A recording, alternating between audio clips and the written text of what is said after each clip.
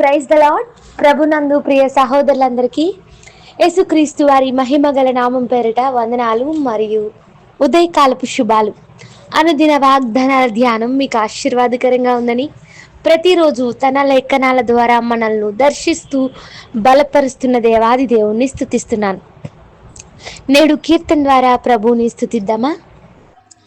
తెలుసుకొంటిని నా యేసు నిన్ను, సర్వశక్తి గల ప్రభువా నీయు.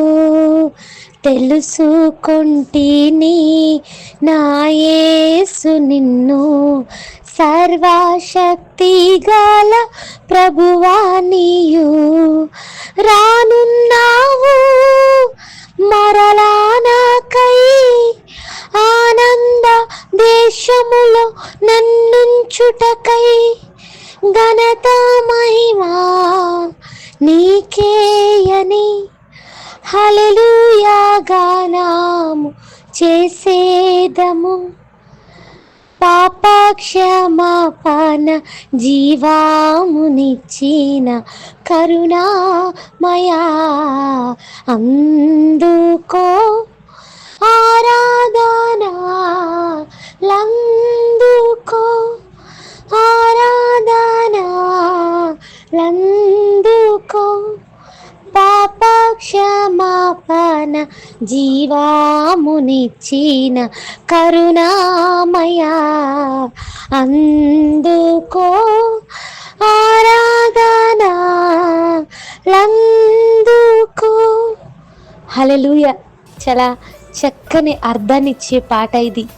అవును, మన ప్రభు మనల్ని రక్షించేవాడు, మనల్ని పాపము నుండి విడిపించేవాడు, జీవముతో నింపేవాడు. తెలుసుకున్నా ఈరోజు ప్రభు గొప్పతనాన్ని? ఆయన మరలా మన కొరకు తిరిగి రానున్నాడు. ఆనంద దేశంలో మనల్ని కూడా ఆయనతో పాటు ఉంచుతాడు. ఆయన్ను స్తుతించే జీవితం, ఆయన్ను ఆరాధించే జీవితం ఎంతో ధన్యకరము. ఆయన్ను నిరంతరము స్తుతించట మనకు భాగ్యము. నేటి వాగ్దానం యెషయా గ్రంథం 24వ అధ్యాయం 23వ వచనం. చంద్రుడు వెలవెలబోవును, సూర్యుని ముఖము మారును, సైన్యములకు అధిపతియగు యెహోవా సియోను కొండ మీదను యెరూషలేములోను రాజగును, పెద్దల ఎదుట ఆయన ప్రభావము కనబడును. చదవబడిన వచనంలో చాలా శ్రేష్టమైన విషయాలు మనకు కనిపిస్తున్నాయి.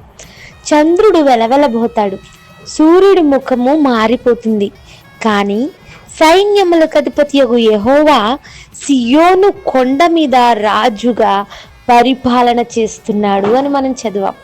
సూర్య చంద్రులు మారిపోవచ్చు, కానీ నీ దేవుడు మారిపోడు. హల్లెలూయా.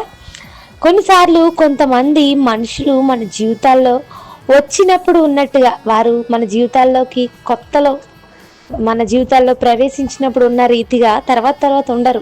వారి నిజస్వరూపం బయటపెడుతుంటారు. ఎప్పుడు నాతోనే ఉంటారు అనుకున్న వాళ్ళు కూడా వెలవెలబోయే పరిస్థితులు రావచ్చు. వారి ముఖాలు మారిపోవచ్చు, వారు మనతో ప్రవర్తించే తీరు మారిపోవచ్చు, వారి స్వభావం నానాటికి మార్పు చెందొచ్చు. ఒకనొక సందర్భంలో చాలామంది వ్యక్తులు అంటుంటారు, ఇదా మీ నిజస్వరూపం, ఇంతకాలం నటించారా అని వాపోతుంటారు. భార్యాభర్తలు కావచ్చు, స్నేహితుల్లో కావచ్చు, ఇరుగు పొరుగుల్లో కావచ్చు, ఇలాంటి సంగతులు చాలామందికి అనుభవమే. అయితే సృష్టిలో చాలా సంగతులు మారిపోతూ ఉంటే, కాలాలు మారిపోతూ ఉంటే, ప్రకృతి మార్పు చెందుతూ ఉంటే, మారని వాడు, మార్పు చెందనివాడు సైన్యములకు అధిపతియగు యెహోవా. ఆమేన్. ఒకవేళ ఈ ఉదయం మీ జీవితంలో కూడా చాలా రకాల పరిస్థితులు మారిపోయాయా? ఆరోగ్యం ముందులా లేదా? ఇంతవరకు ఉన్న మనుషులు ముందులా ప్రవర్తించట్లేదా? మారిపోయిన స్థితి కనిపిస్తుందా? దేవుని వైపు చూసినట్లయితే ఆయన మారనివాడు. ఆయన చేతిలో సైన్యం ఉంది, అధికారం ఉంది, సియోను కొండపై పరిపాలన చేయవాడు. ఈ ఉదయం ఎవరు నిన్ను పరిపాలన చేస్తున్నారు? ఎవరు నిన్ను నియంత్రిస్తున్నారు? ఈ రోజుల్లో క్రైస్తవులు కూడా అవిశ్వాసులు, లోక సంబంధమైన వ్యక్తుల పరిపాలన చేస్తూ ఉంటున్నారు. క్రైస్తవులు వారి చేతుల్లో, వారి అధికారం కింద ఉంటున్నారు. ఎవరో ఏదో చెప్పారని వ్యర్థమైన పనులు చేస్తూ లోకాచారాలు పాటిస్తూ క్రైస్తవులు సమయాలను ఆచరించే విశ్వాసులు కూడా లేకపోలేదు. ఈ ఉదయం ఎవరు నిన్ను పాలన చేస్తున్నారు? ఎవరి అధికారానికి అంగీకరిస్తున్నావు? దేవుడు నీకు రాజుగా ఉన్నాడు. ఆయన పరిపాలన చేస్తున్నాడు. ఆయన అధికారం కింద నీ ఉన్నావా? నీ ప్రవర్తన అంతటి యందు దేవుని అధికారానికి ఒప్పుకుంటున్నావా?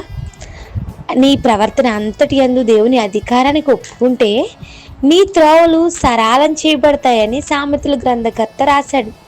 మనము ఎవరెవరో అధికారానికి, ఎవరెవరో నిర్ణయాలకి అంగీకరిస్తాం, వారి నిర్ణయాలకు అవకాశం ఇస్తాం. కానీ దేవుని అధికారానికి, దేవుని పాలనకు ఎంతో ఆలోచించేస్తూ ఉంటాం.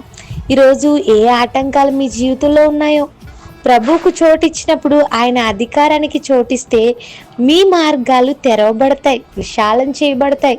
పెద్దల ఎదుట ఆయన ప్రభావము కనబడును అనే మాట మనం చదివాం.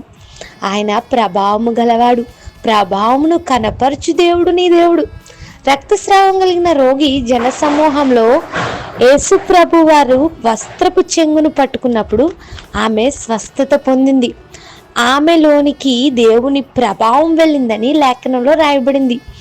ఆమె ప్రభువును తాకడం వల్ల ప్రభు మైలుపడలేదు, కానీ ఆమెలోనికి ప్రభావం ప్రవేశించి ఆమె తక్షణమే స్వస్థత పొందింది. ఎంత గొప్ప దేవుడు! ఈ లోకంలో చాలా రకాల వ్యవస్థలు మైలుపడిపోతున్నాయి. పలానా చోటుకి వెళ్ళకూడదు, పలానా వారు వెళ్ళకూడదు, పలానా పరిస్థితుల్లో ముట్టుకోకూడదు అనే మైలు అనే ఒక అంధత్వం నడుస్తుంది. కానీ మన దేవుడు ఎన్నో అద్భుతాలు చేశాడు, ఎంతో ఆశ్చర్యకరుడు. రక్తస్రావగల రోగి విషయంలో అద్భుతం చేయడానికి వస్త్రపు చెంగు తాకడం ద్వారా స్వస్థతను ఆమెకు అనుగ్రహించే అవకాశాన్ని ఇచ్చాడు. ఈ ఉదయం నీ చుట్టూ ఉన్నవారు మారిపోయారేమో, నీ దేవుడు మారనివాడని గుర్తించు, ఆయన స్తుతించు. ఆయన రాజ్యం చేయుచున్నాడు, అధికారం కలిగి ఉన్నాడు. ఆయన పరిపాలనకు అంగీకరించు. ఆయన పరిపాలనకు ఒప్పుకున్నప్పుడు, ఆయన రాజుగా స్వీకరించినప్పుడు నీ మార్గాలు సరళమవుతాయి. ప్రభావం కలిగిన దేవుడు నీలో ప్రభావాన్ని నింపుతాడు. నీలో సమస్త అస్వస్థను తొలగించి స్వస్థపరుస్తాడు.